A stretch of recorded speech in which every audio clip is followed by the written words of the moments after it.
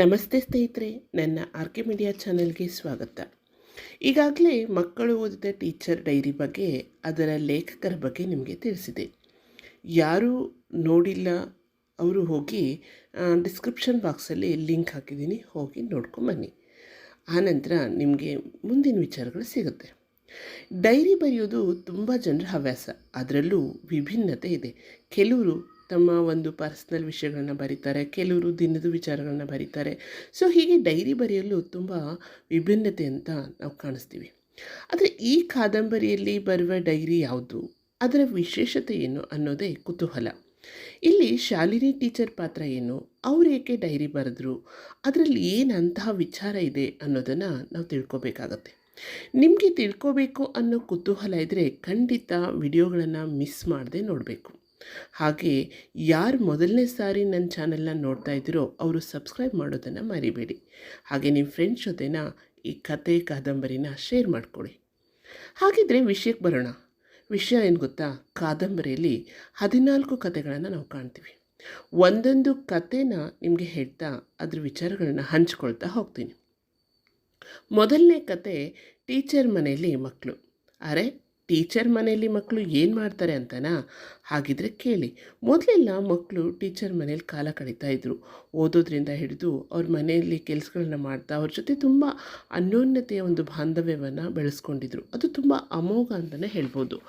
ಯಾಕೆಂದರೆ ನನ್ನ ತಂದೆ ಕೂಡ ಒಬ್ಬ ಗೌರ್ಮೆಂಟ್ ಸ್ಕೂಲ್ ಟೀಚರ್ ಆಗಿದ್ದರು. ಆಗ ಆ ಮಕ್ಕಳು ಮತ್ತು ನಮ್ಮ ತಂದೆ ಇರ್ತಕ್ಕಂಥ ಒಂದು ವಿಚಾರಗಳನ್ನ ನನಗೆ ಈ ಕಾದಂಬರಿ ಓದಿದಾಗ ಅದೆಷ್ಟು ಸತ್ಯ ಅನಿಸುತ್ತೆ. ಎಷ್ಟು ಒಂದು ಪ್ರೀತಿ ವಿಶ್ವಾಸಗಳನ್ನು ನಾವಲ್ಲಿ ಕಾಣ್ತೀವಿ.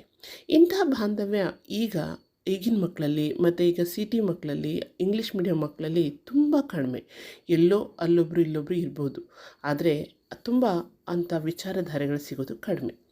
ನಾನು ಕೂಡ ಖಾಸಗಿ ಶಾಲೆಯಲ್ಲಿ ಶಿಕ್ಷಕಿಯಾಗಿರೋದ್ರಿಂದ ಈ ಎರಡು ರೀತಿಯ ವಿಭಿನ್ನತೆಯನ್ನು ನಾನು ಕಂಡಿದ್ದೀನಿ.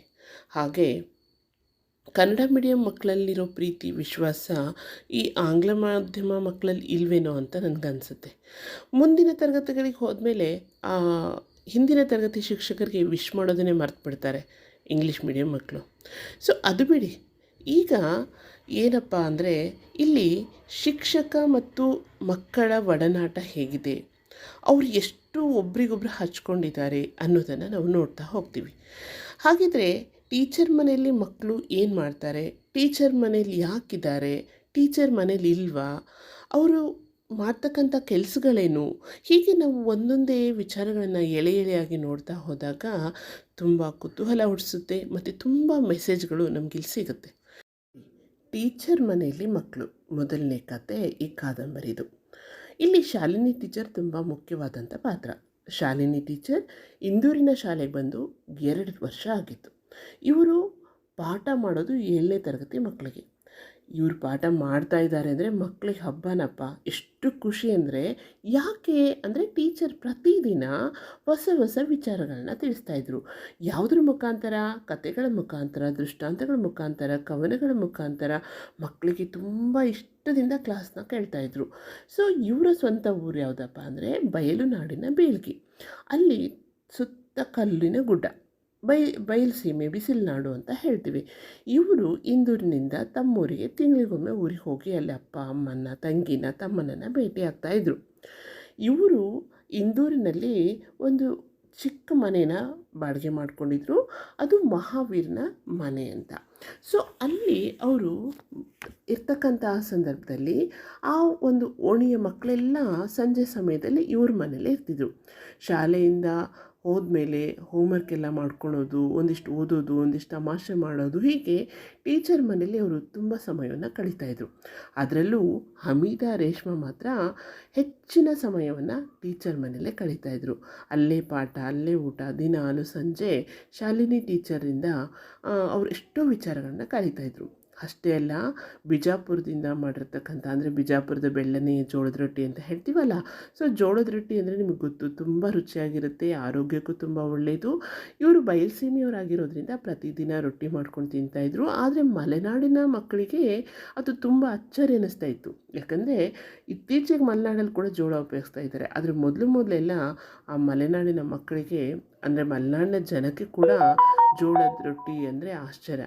ಯಾಕೆಂದರೆ ನಾನು ಕೂಡ ಮಲೆನಾಡಿನ ಶಿವಮೊಗ್ಗ ಡಿಸ್ಟಿಕಲ್ಲಿ ನನ್ನ ವಿದ್ಯಾಭ್ಯಾಸ ಮುಗಿದಿರೋದ್ರಿಂದ ಅಲ್ಲಿ ಎಲ್ಲ ರೀತಿಯ ಅಕ್ಕಿಯಿಂದನೇ ಮಾಡಿರ್ತಕ್ಕಂಥ ತಿಂಡಿಗಳನ್ನ ಮಾಡ್ತಾಯಿದ್ರು.